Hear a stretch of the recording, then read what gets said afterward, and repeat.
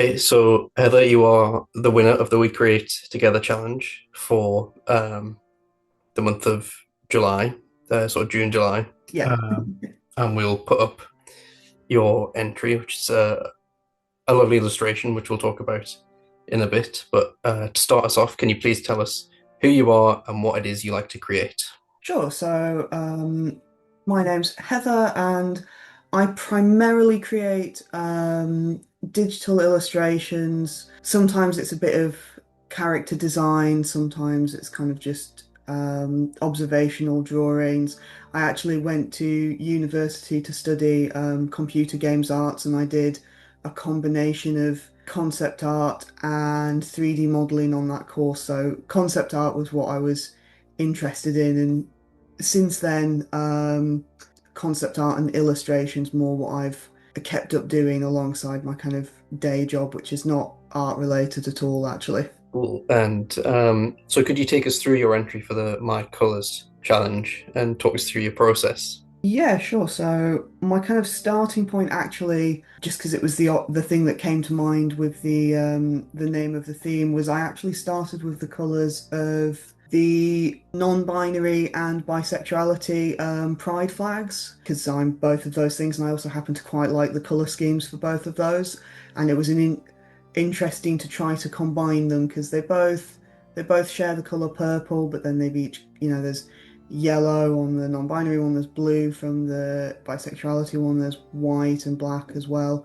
And so it was taking all of those colours and trying to use them in a way that felt cohesive. And then the floral illustrations, actually, those drawings are based on heather flowers. So looking at the shapes of those and trying to kind of simplify them into something I could repeat across a whole illustration. So a little bit, very, very literal, taking my name, taking the kind of color schemes and combining it all. But it felt like a kind of quick and easy way to get started with the theme, which the couple of themes before, the couple of challenges before this, I'd not had the time to really sit down and think about what to create for it. You've recently said that you've invested in some new equipment and stuff. Um, has that like changed your process? It's really, really helped, actually. So before, I was doing all of my digital illustration on a quite old now Surface Pro 7, and then I moved house in March, and then after I moved, dug out the I had two pens for this laptop, and when I dug them out after the move, neither of them worked. Even when I put fresh batteries in them, they just still wouldn't work. So then I actually bought a new iPad mini with an Apple Pencil, because it's also just a much easier kind of on the go way of drawing and kind of fitting it into my routine.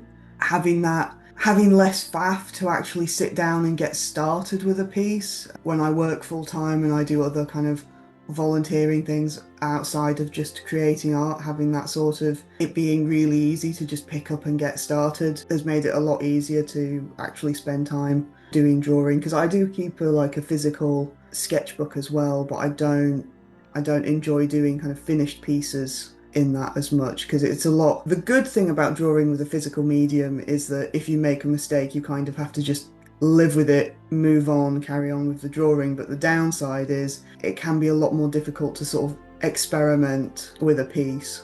And it's always fun to kind of pick up something new and learn some new tools. So I've switched from using Clip Studio Paint on the laptop to Procreate on the iPad, because it's a lot cheaper. And also, Clip Studio Paint just switched to being subscription only for the new versions, which is Yeah. kind of a pain, because one of the things I liked about it was that you could buy the license once and then it was just there, or you could pay for the upgrades. But now they've gone like Adobe with Photoshop, where it's subscription only now. Your piece reminded me a little bit of some of William Morris's work, thinking about a sort of the way he did the backgrounds and floral designs. Mm. Um, was there any of that conscience in when you were Uh, creating it?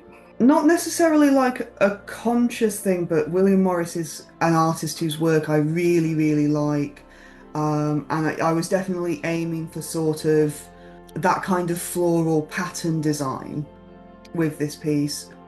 So uh, that might be one of the nicest compliments I've ever had about one of my pieces of work. William Morris really is one of my absolute favorites. They had an amazing exhibit of his work last year here in York that I was able to go and see, and they had original prints of like the wallpaper designs and some of the original sketches and everything, and they also showed his work alongside other similar artists, which was really interesting. But yeah, that kind of floral pattern design was something I was kind of thinking about, and also why I wanted to keep the initial concept of the piece fairly simple because I wanted to focus more on the process and more on the sort of design work of it, I guess. So, for those who don't know, William Morris is an artist who, as you mentioned, did a lot of work in wallpapers and stuff. Mm. Sort of. Yes, actually, I've got a book behind me that I can. There it is. Here we go. So it's There we this go. style of what's called the arts and crafts movement, kind of in the late Victorian and Edwardian period. So it's this kind of um, very ornate sort of pattern design working with natural motifs. I'm not entirely sure why my teacher picked this, but we did study in art, um, and I'm not a very um, strong illustrator.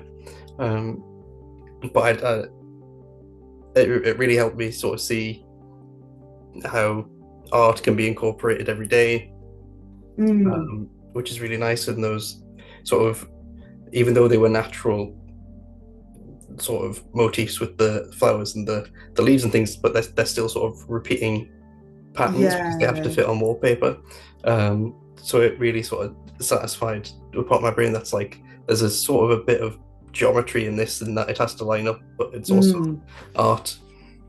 Yeah, William Morris had a whole kind of ethos around like the design of everyday objects as well. So, because his company, I think, didn't either his he was involved in founding some companies and workshops that did furniture design and textiles as well as wallpaper. And there's a saying that usually attributed to him that you shouldn't have anything in your home that isn't useful or beautiful, something like that. And Yeah. it's very much the kind of, you know, everything you own should fulfill some kind of purpose, or it should be handmade, and kind of that there should be this aesthetically pleasing quality to it. It was very much a kind of political reaction to the Industrial Revolution, which had Mhm. happened, a few decades previous. What is the most recent thing you've learned or discovered in the course of creating something? Well, if I can count writing as creating something, Absolutely. I recently took a evening class with the Centre for Lifelong Learning, which unfortunately they just closed it. So I think I was part of one of the last classes that they offered, but there was the Centre for Lifelong Learning at the University of York which do sort of evening classes in various subjects, and there was a history of art class that I took on Gothic cathedrals, um, and wrote an essay for, and that was nice to get back into writing because I've not really done anything like that since I finished university sort of 8 years ago. And it was interesting to look at history of art because my background's in sort of the practical making of art and looking at how art historians sort of use art to learn about the past. So it's a similar kind of, you can take a piece of artwork and look at it very closely and describe, oh, it looks like this because of these reasons. But then instead of using that to inform your own practice like you would do as an artist, an art historian's using it to work out, well, what does this tell us about the past? And then through what that tells us about the past, does that tell us anything about the present? And so it was kind of nice to see, I guess, the different methods involved. That's really interesting. As one who was always um, had an interest in history, but the art sort of come to me a bit later. Um, how informative art can actually be in Mm, the other subjects, because art is sometimes seen as like a secondary or a less important subject to yeah, English and maths and science, and then the humanities and history, and then art is like bumped right down the list. But actually, art is as important because it can tell us about some of the other things. yeah, definitely. And it's like um, someone I know here offered me and a few other people a tour of the of York Minster yesterday to look at the stained glass windows, and some of those stained glass windows can tell you things about um, it. So quite a lot of them have heraldic shields in them, and that can tell you about the politics of who paid for the window, um, and also what year. You can tell the timing of when some of the windows were put up because there's one that has the heraldic symbols of the Knights Templar in, and that means that has to be before 1308 because in 1308 the Knights Templar were dissolved and declared heretics. And there isn't a written down source for that window telling you what year it was installed, but we know from the combination of the artwork itself and the history that it has to have been before that date. And that's kind of an interesting way that actually looking at the visual artwork of a thing can be really important. Mhm. So from, you know, the Knights Templar being removed from art from 1308, are there any subjects that you avoid in your art? Oh, that I avoid. Yeah. I mean, there are things that I avoid because I either don't enjoy drawing them as much or I'm not very good at it. So I do tend more towards I do tend to make things that are more, um, I guess, a little bit more static and a little bit more focused on kind of drawing something and having the detail.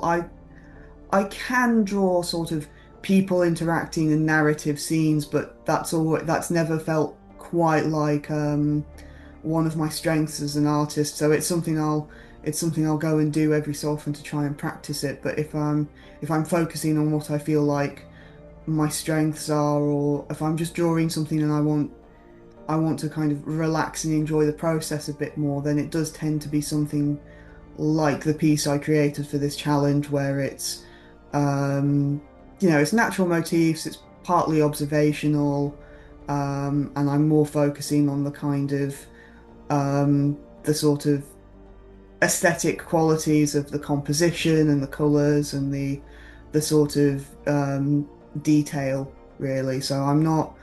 Um, I probably wouldn't ever do like a graphic novel or a whole comic book or something because I mean, I really admire artists who do that sort of thing, but who do that work. Um, but it's not necessarily what I enjoy creating. So for me, when I end up avoiding subjects, it's more about um, what I'm interested in as an artist and what I enjoy or don't enjoy making. It's not that I'm avoiding particular subjects for any other reason, really.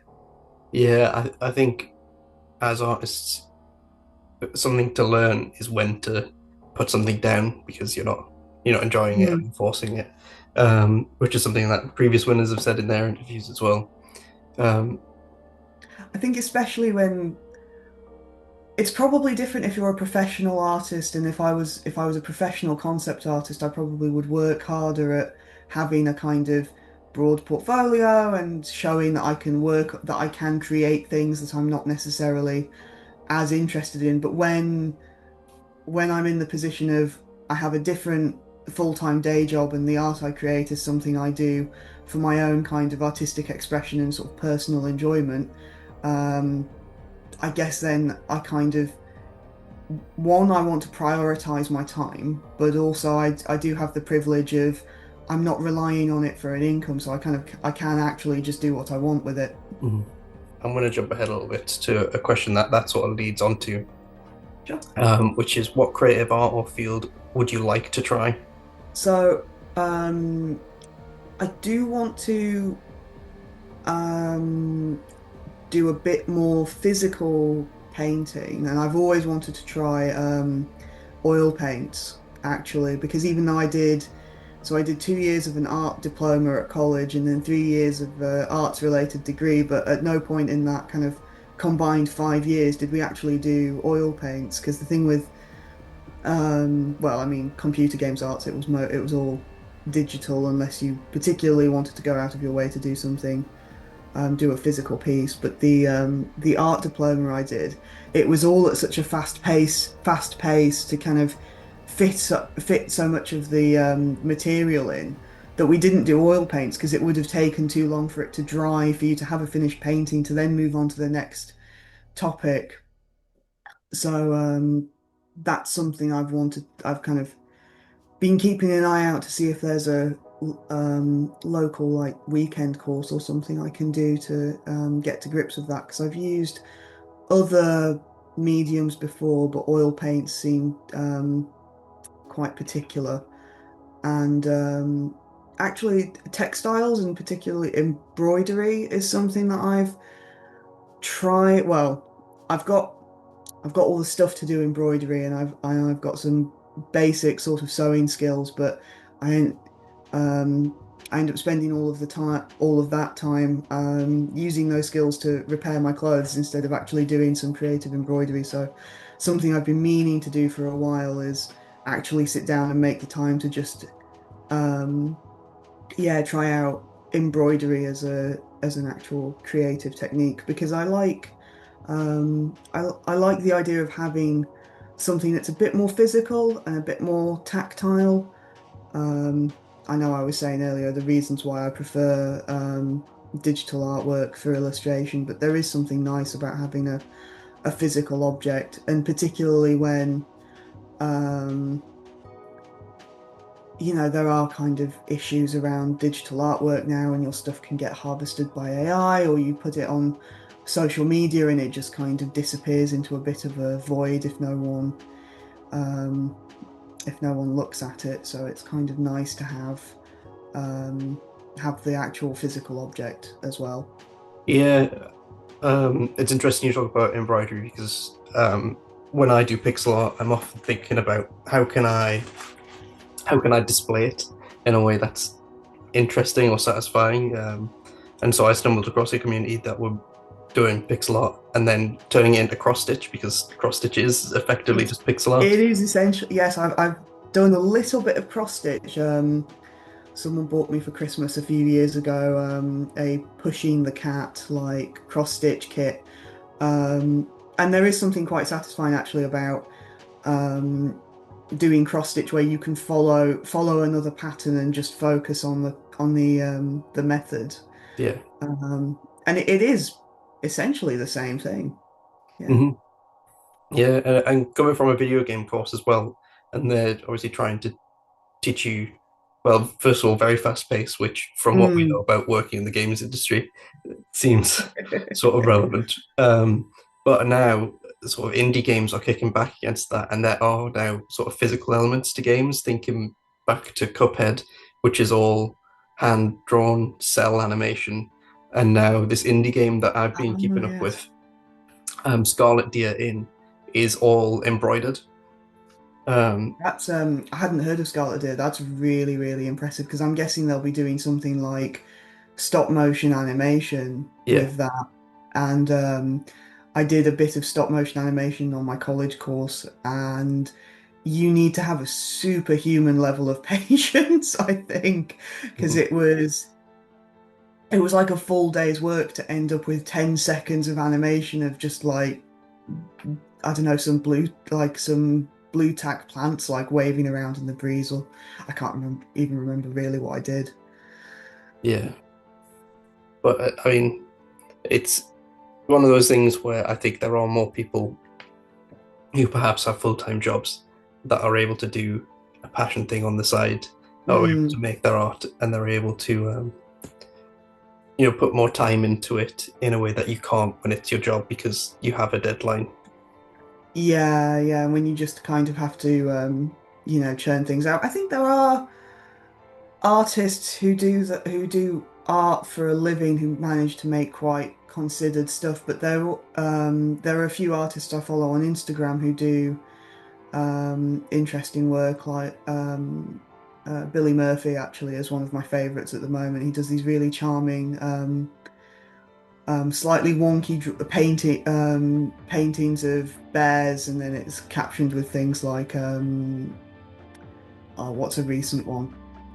Can't remember. I can't remember now, but they're very charming paintings. But something I do notice about artists like that who are making physical work, I guess full time, or at least it is their living, is that you know they always have to be posting something on social media because you have to do so much of your own, marketing. What advice would you give to anyone starting out on a creative journey of their own? Remember to enjoy the process, actually, because it's very easy to get wrapped up in comparing your work to other people, especially other people who have been doing it for longer, or to get kind of um, to get kind of wrapped up in looking, you post something on social media and it doesn't get any likes, and then that is quite discouraging. But I think for me, the most valuable thing actually about having a creative practice is just enjoying the process. Um, and for me, that means, if I'm not enjoying the process, I can stop, I can do something else. If I'm having a really bad kind of like creative block, I can take a break for a couple of days, or come back to it and try a different piece. Um, but don't feel like you have to force yourself to make certain kinds of art because of you feel like that's what is expected to do. Yeah. Um, Sort of a common thread that comes up in these conversations is that you've got to do what you enjoy, not what's expected of you, whether it be Mm, socially or algorithmically, because it can be tough, which makes things like community building, where people are always going to sort of engage with your art, or at least have mm. a look, all the more important. If money was no object, what is one thing you would buy to help with your creativity? I'm not sure actually because with the new iPad, I did already get myself some new gear. I'm really not sure actually. Um, I suppose if money was no object, maybe what I'd actually do is reduce my hours at work so that I had a bit more time, because I think time's the one thing that I feel like I'm short on. Yeah, I think that my answer to the question would be very similar. My answer would be a house, because that's the one expense you then never have to worry about. Oh, I mean, if I'm allowed to say that, then I have a house, but it has several thousand pounds worth of building work that needs doing to it. So maybe I could spend the money on that and then not have to worry about it anymore. But that doesn't quite feel like it's to do with my creative practice. We had a question similar to this in previous interviews, which is if you could change one law to help your creative process, what would it be? Or to help everyone's Um, creative process? hmm. I don't think there are any laws that are particularly getting in the way of my creative process in the moment, but thinking about other artists I know, probably not prescribing Palestine action would help out a few people, because there are definitely artists whose work I follow on Instagram who kind of skirts that line. And I did just see some discussion earlier today that the new online safety bill might result in people in the UK losing access to Wikipedia, Yeah, which because Wikipedia don't want to implement age verification because of the online privacy concerns. And Um, I have to say, for my own um, general creative practice, like it's not always it's not always the best source of information if you don't double check where it's come from. But Wikipedia is such a brilliant starting point for any kind of research, or if you're just, double checking a fact or looking up getting started with a topic. Um, so that's probably one that I would change, because that seems to um, have the potential to massively impact our kind of just basic access to information. How do you pick the subjects of each creation? For the challenges, it really depends on what the theme is. There was a previous piece I did um, on the theme solidarity, which was actually based on I used a quote from the book The Dispossessed by Ursula K. Le Guin, and that was something that was a piece that I'd had the idea for a long time, and then it happened to fit quite neatly with the theme. So the challenge actually just gave me the impetus to finally sit down and make this piece that I'd been thinking about for a long time. Um, but otherwise, sometimes I'll sit down and just kind of sketch out a page of ideas. Or for pieces that aren't specifically for one of these challenges, I keep like a word like a note document that's just a list of different ideas and different topics, and then I can jot things down as they occur to me, and then go back to them when I feel like starting. Go back and have a look when I feel like starting a new piece. And there are certain topics where I'm interested in kind of revisiting it, um, just as a general theme in my work. So, an example of that is um, archaeology and like human prehistory and like kind of early society. So I've done um, drawings before that were studies of stone hand axes, or the kind of pillars from stone circles. But I do like to have that kind of list of ideas written down, because I am definitely one of those people where, you ask me what my favorite film is and I forget every single film that I've ever seen, and I really struggle with the kind of just having a blank sheet of paper and just getting started. That's something that I definitely find helpful for things that, particularly if I'm working on a longer project with several ideas within it. I need to have a list of what I can be working on next. Mm, So I think it's time for the quick fire round. So, first answer that comes to your head, the yep. beach or the woods, which is better? The woods. The woods, definitely too much sand at the beach. Finding it in your socks for weeks. Table tennis or mini golf? A mini golf. Nice. What is the best breakfast cereal? Ooh. I do actually really like Lidl do an own brand version of Cocoa Pops Choco shells. So they're Nice. not Cocoa Pops, they're kind of like shell-shaped wheat ones. And those are actually really good. What is your favorite fruit? I think at the moment, because it's the summer, I'm going to say strawberries, because actually I do just eat strawberries and yogurt and granola for breakfast pretty much every day when they're in season. Sci-fi or fantasy? I think I'm going to say sci-fi, but for me that really depends on the mood. I kind of switch between them. What's the best ice cream flavor? Raspberry Ripple. It's a good choice. Best takeaway? I think I'm going to go Chinese. Favorite color? Blue. And what is the best Star Trek? Oh, Deep Space Nine. Nice. Easiest question on the list. I'm a big Next Generation nerd personally, but I Deep Space Nine is definitely right there. I respect that. It's just I watched Deep Space Nine first, That so is it's often the always deciding factor. Yeah, I think it is for people. It is always the one that you watch first because, like, my partner would say he would say Next Generation, and that's because that's the one he grew up watching. Yeah. Well, that is all the questions I've got for you, Heather. Is there anything else Cool. that we haven't touched on Uh, that you want to mention?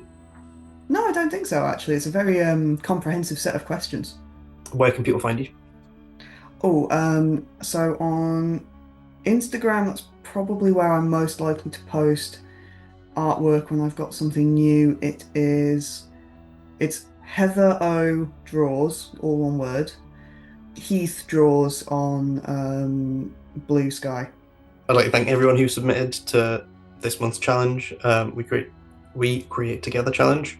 Um, everyone involved. I know for me personally that the challenge really pushes me to create something if I haven't done much that Hmm. the week it's announced. Always try and make time to have something there. Yeah, and there were some really, really good entries for this one actually. Yeah, nice one. Well, I Cool. think that is just just in time because we've got 2 minutes left before Zoom kicks us off.